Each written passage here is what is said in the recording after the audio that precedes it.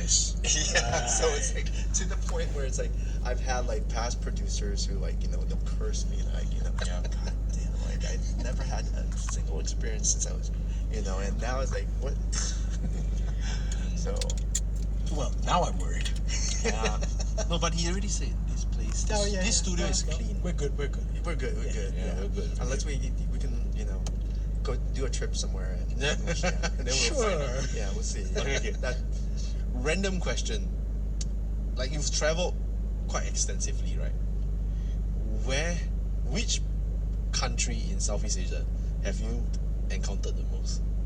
well, that's very evident. Like Thailand, Thailand I've experienced probably the most. Probably because I spent much more time there and much more time in and around places in Thailand, whether it's like in the city itself or like outside the city. So I've experienced the most in Thailand. Second would be Singapore. Like I wouldn't Really Singapore? I think no Singapore. Second, I think it's overall it's kind of like spaced out. Yeah. I would say okay. I can bundle it together like a package. So I would say like the bundle package would be like Southeast Asia. Yeah. I like how course. Thailand's like clearly the leader by a mile. Yep. I mean, Clearly. he spends a lot of time. But I know, given that if I was like based in Indonesia or Malaysia or the Philippines, my experience would be equally the same as being in Thailand. Because there's something about Southeast Asia. I think because how our cultures and everything in terms of our urban myths and legends and stories. It's like there's a lot of intricacies, and there's a lot of different ceremonials and rituals. That's part of the individual cultures, and because of those individual cultures, you have a lot of underlying black magic and things that it's at a whole new. It's like it's at other levels. Yeah, it's definitely way scarier than than our Western counterparts. Yeah, definitely. They kind of make fun of it actually. I remember going to Estonia, right? Eastern European country, and they have like this huge castle, and apparently there's a spirit that lingers after 9 p.m. Specifically 9 p.m. It's a headless horseman kind of spirit. Right. It's the usual thing, and then they made it into like a tourist thing. Oh, okay. They monetized it. So you have to pay to stay after dark to see the headless horseman. Yeah, you couldn't pay me to stay in some of the creepier spots in Southeast Asia. I mean, then if you take that context, right, and then you apply it to, I don't know, like Malaysia. yeah. Like you want to see the yellow Volkswagen, you have to pay like $5 to see the yellow Volkswagen on the highway, Karak highway. Nope. Nope, right? Nope, right? Nope. It's alright. That's not gonna happen. Yeah. No. That's not gonna happen. Yeah. Yeah. Do you want so many fan questions again? No, actually, I think he answered like the most asked question, which is like any experience on Incredible Tales. Oh yeah, that I jumped into it. Oh yeah, you jumped into it. I jumped straight into it. Yeah. So for me, right, I do have one question, which is like you mentioned that it's been a while now since you have like last experience. Yeah. Well, now my experiences are more it's more like kind of sensing the situation rather than having that that level of being taken over or like that possession. I don't have those experiences anymore, and I think it's how I'm more well equipped to handle it. Yeah, definitely.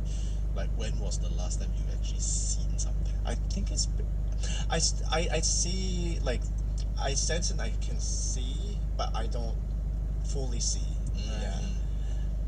I choose to not fully see. When was the last time that you? I think it's like probably maybe I don't know, like maybe 2 years ago. 2-3 years ago. So since then you have learned like ways to protect yourself. Yeah, I've learned like over the course of 2 years. No, I think the whole process. It's like it's always been the process, because the thing is like,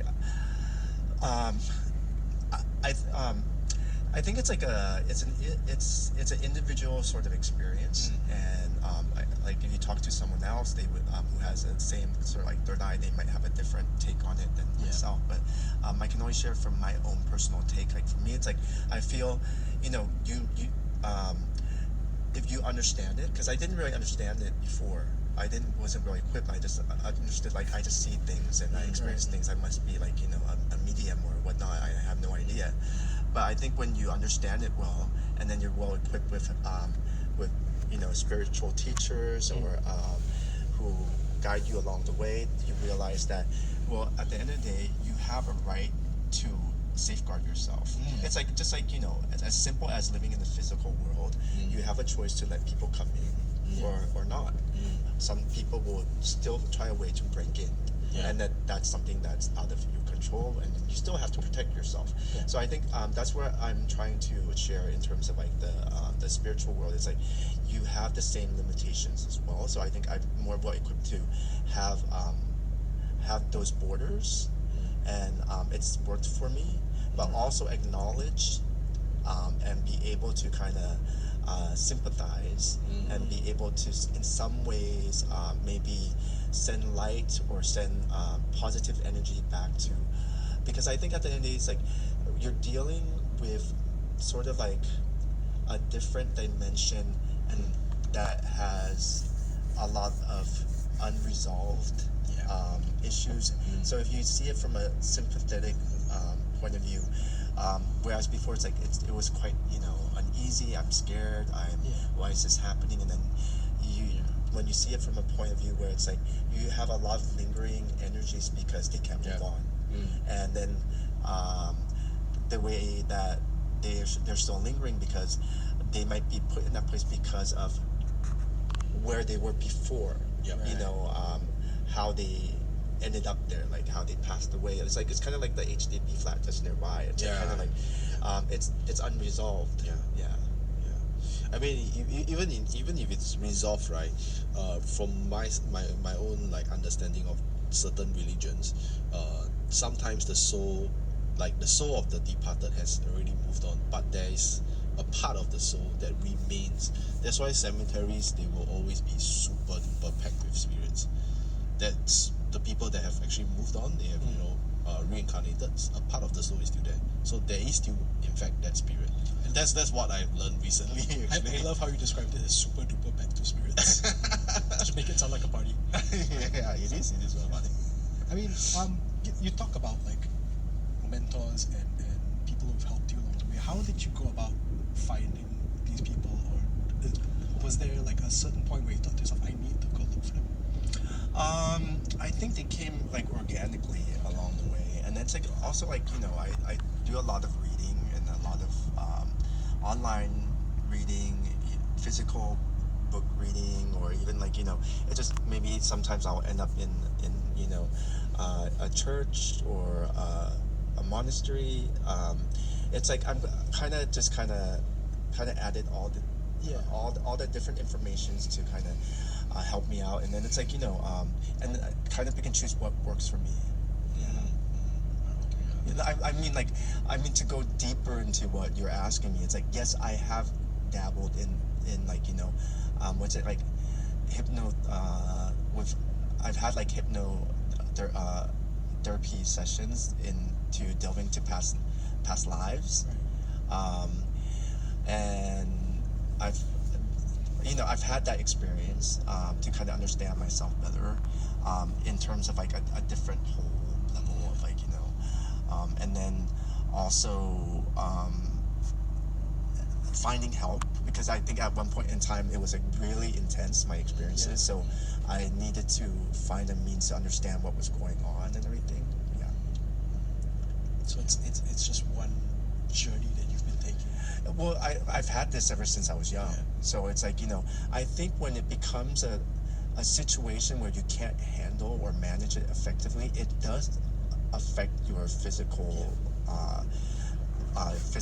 life, your experiences. Because the thing is, it's like, because if you don't know how to manage it, it can take control and over-manage you. Speaking of like take control and over-manage, right? Like, what is the scariest